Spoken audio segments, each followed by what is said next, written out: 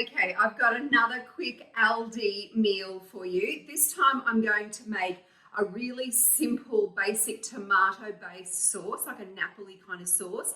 And then I'm going to use these Aldi ricotta and spinach ravioli sort of things. There's a few different flavors. There's a lovely one called with pacini mushrooms and truffle, and it's really, really amazing. But I wanted something simple and clean to go with a tomato-based sauce, so I'm going to do this.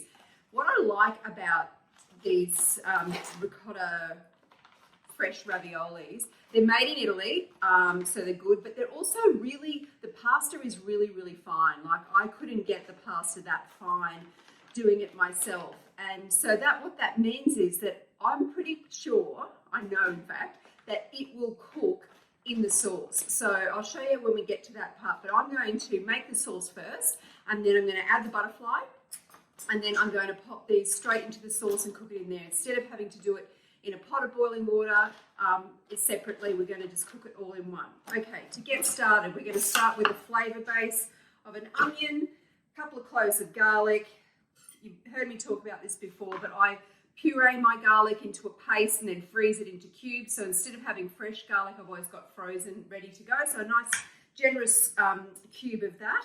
And then I've got some herbs. I've got a bit of parsley there. I'm going to add some basil later, but just parsley for now. And another quick step, you can actually add the oil, your sauteing oil, when you chop. It actually helps the chop, kind of lubricates the chop, I guess you'd call it. And then give that a quick chop, speed 4.5, 5. That's it, scrape down. Waiting. Give that a bit of a scrape down. And then I'm going to give that 3 minutes on 120, like nice and hot, and speed half. And I'll be back in 3 minutes to go on to the next step.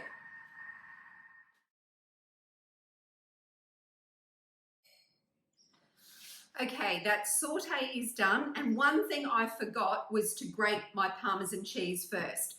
So this is one of the many reasons why I love having a second bowl, blade and lid set, or BBL as we call it, is because I can interrupt a cook at any stage and take that bowl off, do another quick job and bring it back. So that's exactly what I'm going to do. I pop my bowl on there. Even if you're using guided cooking, the guided cooking will just simply bookmark it, and then you can do whatever you need to do and then go back to it. Okay, I'm just going to give that a quick chop. Yep, speed.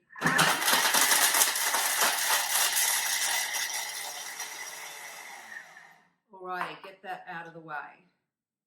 Gotta have cheese, right? Okay, grated cheese is done. Alrighty, so back on with our saute. Now, if you're one of those lucky individuals to have a blade cover, good on you. This would be when you would put that in. But I'm guessing most of you don't, because they've been out of stock for a while. I think they're still out of stock until early April. I'm going to use the butterfly, and I think that's going to do a really great job protecting the ravioli while it's cooking in the sauce. But before we do that, I'm going to start the sauce, and I'm going to start with passata, or 1 or 2 tins of good tomatoes, the Aldi organic ones. Now, because this is such a simple dish, the quality of the ingredients does really matter, which is why I've chosen the organic passata. So I'm going to pop that all in there, and just a smidge of water, maybe 50 mils. Give it a shake and pop that in.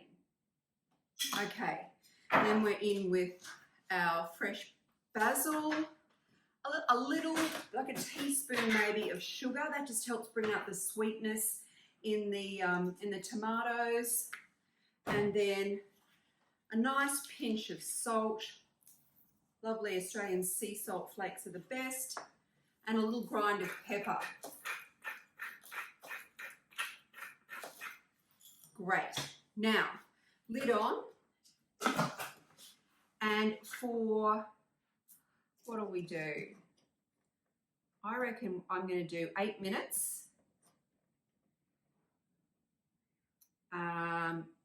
100 degrees. Let's go 100 degrees and speed 1, and that will get that going.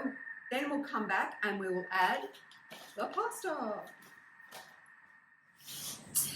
Okay, that sauce has finished and we're ready to move on to the next step.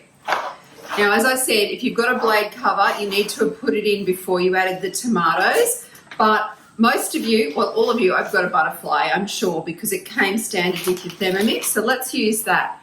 Now, just pop it in, and you're going to have to feel your way here and give it a little turn to make sure it's in correctly. I know you won't be able to see the blades as to where it's sitting, but we are going at really slow speed in this, so it shouldn't matter too much.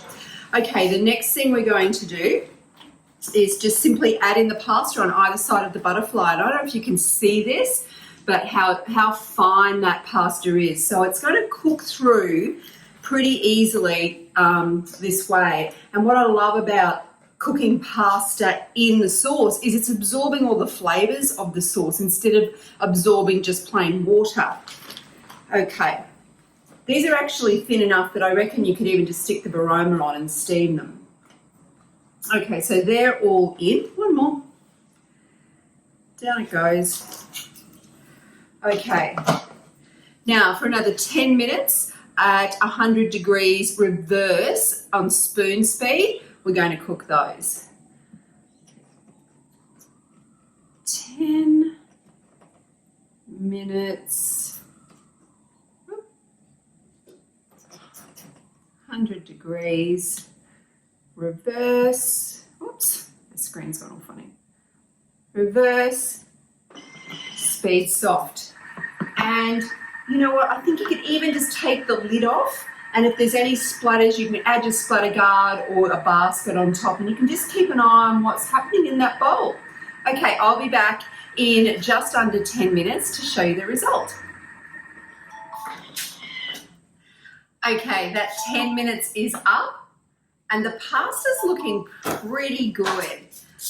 Now, as I always say, there's always got to be a sacrificial one, so let's get one out and chop it in half. What I'm looking for is where the pasta comes together to form that little parcel. I'm looking for it to be no white, like raw white pasta, and that's looking really great, actually. These are really nice little parcels. Well done, let's pop that back. So I'm calling that as done. Next is for plating up.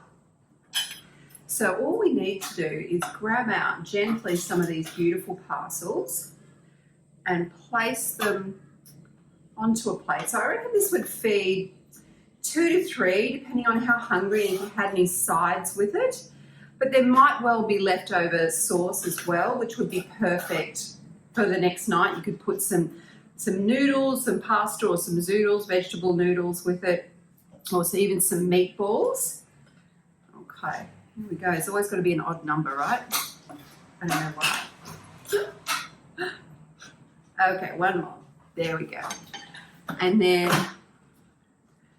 some sauce, some of that beautiful organic pasta sauce. Oh, looks amazing. Now, how you can enhance this dish, if you like a bit of chili, you could add a fresh chili, seeds in, seeds out, depends on you, when you did the onion and the garlic. Or maybe throw in some chili flakes when you throw in the tomato passata. Or if you really like that smoky kind of Spanish flavour, some smoked paprika would be ideal with this dish because tomatoes and paprika are besties. Okay, all we need to do now is finish it off with a good, generous helping of the grated Parmesan and some fresh herbs.